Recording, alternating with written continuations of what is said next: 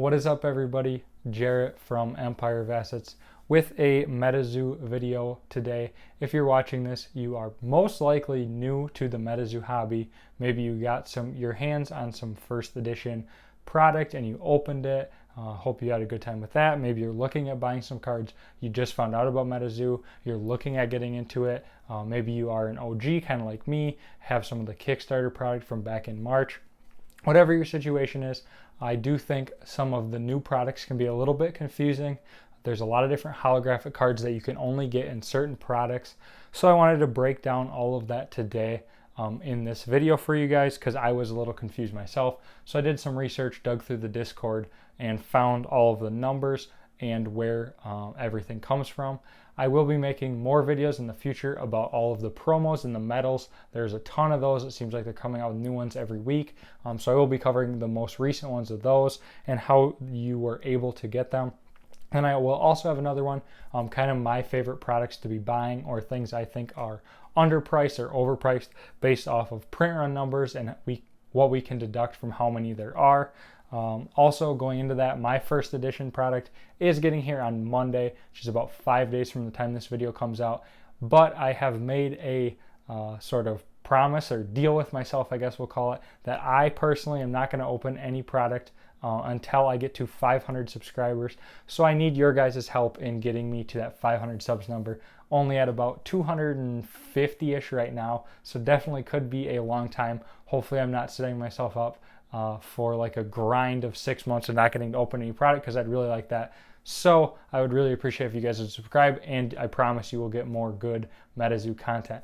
Now, without further ado, that was a long intro. Thanks for sticking with me. Let's jump right into it. First off, I want to talk about the regular set. This is going to be any card with out of 159 at the bottom. That's kind of the best way I've found to differentiate between all these products, is how the slash and then the card number in the set. That definitely works the best. So the regular first edition Cryptid Nation set is out of 159 cards. There's actually 160 cards with a secret rare, that is the red ink card. We'll touch on that a little bit more at the end of the video. But this is going to contain all the cards like Sam Sinclair, the Mothman is going to be the big hit, Hodag, Babe the Blue Ox, the Pizza Bird, pretty much the vast majority of cryptids that you think of or the cards that you see are going to come out of this. They come out of booster boxes or booster packs, and the booster packs were found in blister packs, booster boxes, spell books, release event decks. So that is all the different places you can find those, and that is kind of the general set of cards. So then we will jump into those release event decks that I just mentioned next. The release event deck, there's 20,000 made, and it's kind of an interesting product. It's basically for a player who wants to get a pre-built deck, but they also want a little bit of variety with some booster packs in there. So the release event decks come with 39 pages, they're called, or cards that are preset, sort of like a theme deck would be, but then they also contain 3 booster packs that you can open and then maybe mix and mingle with the cards that you got to make your own sort of nice deck.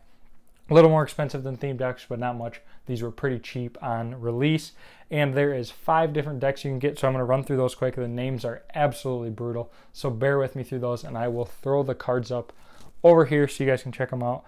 The first one is Wahila, sort of a snow fox, and these cards are all holographic, and you can only find them in the release event decks, just to throw that out there. So Wahila, like I said, and then the Cardiff Giant.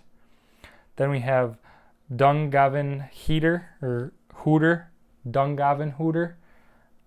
We have the Manchic Swamp Priestess, which is probably my favorite and I think the most expensive. This card's absolutely gorgeous. Love the artwork on this one. And then we have the hardest one to pronounce by far, Gasayanditha. It's like a dragon. That one's actually pretty cool as well. I like both of those. So again, these ones can only be found in the release event decks. And a good way to tell if a card is from the release event deck is if it has the out of 13 or out of 14 at the bottom. So all the theme deck cards, which are different, are going to be out of 12. All these cards are going to be out of 13 or out of 14. And that's how you know you have one of these. And again, those 5 cards only found in the release event decks.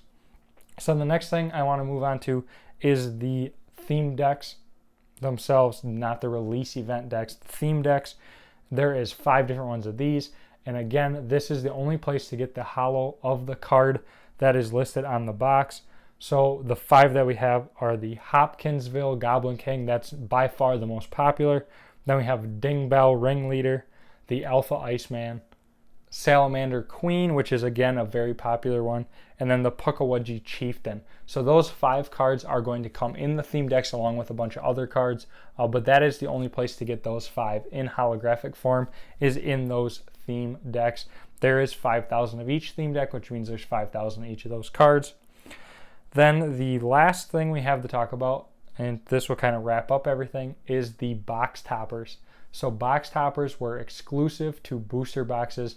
They have a pack. Instead of the packs sit in the box like this, there'll be one pack laying on top when you open the booster box, and it has the artwork that is different from the other 4. It is like a promo card artwork, so it's got all of the cryptids kind of together, unlike the ones that just have a Pisa bird or a blue ox or a Hodag on them. This is like a combined artwork, and it says box topper on there. It's a foil pack. You open it, it contains 1 card. So the majority of these cards are going to be out of 10. And I did forget to mention on the theme decks, those are all out of 12. So that's the easiest way to tell if a card came from a theme deck. It will have out of 12 on the bottom. These box toppers will say out of 10, and they are all going to be holographic aura cards, but they are alternate arts. So that is why they're out of 10. There's 10 different types of aura in the game. You could have gotten holographic aura cards back in the aura deck boxes. They're the little boxes that are white, and they came with 40 aura cards, and then one of them was holographic, but it would be the normal aura art that was holographic in those decks. These ones have alternate arts, which is kind of cool. Some of them look really neat. One of them I saw was like the Cosmic Aura, and it had like a whole planet. Really, really cool artwork. Big fan of that one. So those are the box toppers. And then you also have a chance, a tiny, tiny chance in a box topper to pull that secret rare red ink card that we talked about at the beginning of the video. Some numbers on these. There's 25,000 booster boxes, and so that means there is 25,000 box toppers, because the box toppers are only found in booster boxes, and there's only 100, or roughly 100 of the red ink cards in the booster boxes, which means your pull rate is terrible. Basically, be 1 out of every 250 booster boxes you will get a red ink card, which is why that card is so expensive. I heard a confirmed sale of $5,800, which is incredible.